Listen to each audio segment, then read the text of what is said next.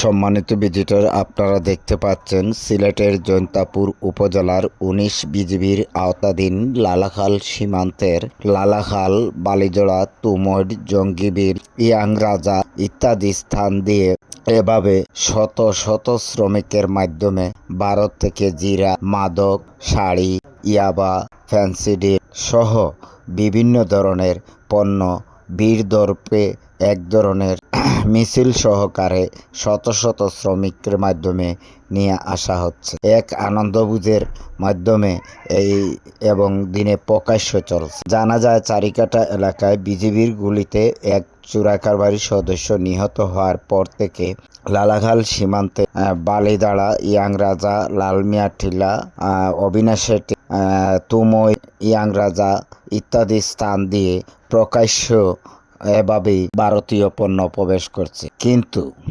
কোনোভাবে এসব পণ্য বন্ধে বিজিবি কার্যকর ব্যবস্থা গ্রহণ করছে না। উল্টো অভিযোগ উঠেছে বিজিবি মোটা অঙ্কের লাইন মানি নিয়ে তাদেরকে এই ব্যবসার সুযোগ করে দিয়েছে। ভিডিওটি ভালো লাগলে অবশ্যই শেয়ার করে অন্যকে দেখার সুযোগ করে দেবেন। এমনভাবে শেয়ার করুন যেন সংশ্লিষ্ট কর্তৃপক্ষের দৃষ্টিগোচর হয়, যাতে এই চোরাচালান বন্ধে পদক্ষেপ নেওয়া হয়।